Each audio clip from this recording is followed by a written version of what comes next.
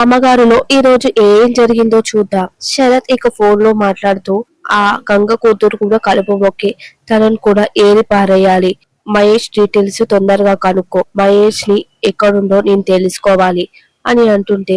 ఎందుకు శరత్ అంత కంగారు పడుతున్నావు, టెన్షన్ ఎందుకు పడుతున్నావు, ఈ ఎంక్వైరీ అంతా ఎందుకు అని అంటుంటే, గంగ కూతురు బతికే ఉంది కదా, గంగ కూతురు బతికున్నప్పుడు ఏదో ఒక రోజు గంగ తన కూతుర్ని కలుసుకుంటుంది. తన కూతుర్ని కలిస్తే తను బగిని విడిచిపెట్టి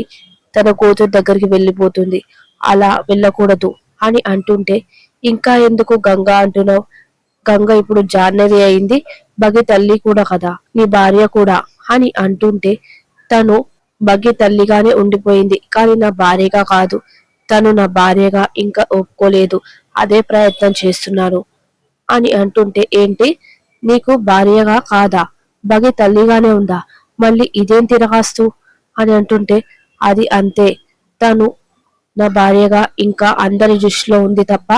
నా దృష్టిలో కాదు, నేను అదే ప్రయత్నం చేస్తున్నాను అని అంటుంటే, ఇంకా ఏం ఆలోచిస్తున్నావు, పెళ్లి తర్వాత జరిగే శోభనాన్ని నువ్వు పెళ్లికి ముందే చేసుకో, అప్పుడు ఆటోమేటిక్ గా పెళ్లి జరుగుతుంది కదా అని అంటుంటే,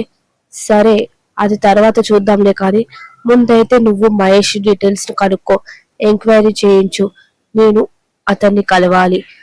తన కూతురు ఎవరో తెలుసుకోవాలి అని అంటుంటే, అప్పుడే గంగ ఏవండి అని పిలుస్తూ ఉంటే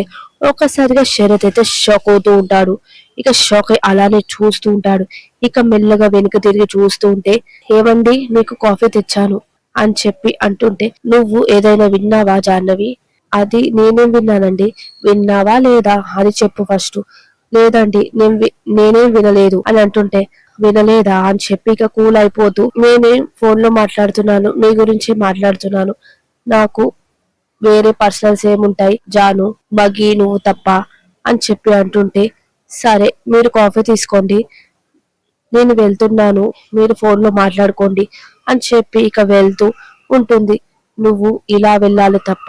శాశ్వతంగా వెళ్ళకూడదు, ఎప్పుడు ఇక్కడనే ఉండాలి, బగి తల్లిగానే ఉండాలి, నీకు బగి అంటేనే కొడుకు, ఇంకా ఎవరు కాదు అని చెప్పి ఇక కోపంగా అంటూ ఉంటాడు. ఇక ఇక్కడ గంగాధర్ జంగయ్య ఇద్దరు గంగతో నిజం చెప్పించాలని చెప్పి నాటు మందు తయారు చేస్తూ ఉంటారు. ఇక గంగాధర్ చెంగయ్యతో, ఏంటి నాన్న ఇది, ఇప్పుడు ఈ నాటు మందు అవసరమా, గంగతో నిజం చెప్పించాలంటే ఈ నాటు మందు అవసరం అంటే నాకు తప్పు అనిపిస్తుంది నాన్న అని అంటుంటే, నిజం తెలుసుకోవాలంటే ఈ మాత్రం చేయాలి కదరా, గంగ జాహ్నవిగా ఎలా మారిందో నీకు తెలుసా, జాహ్నవిగా మారి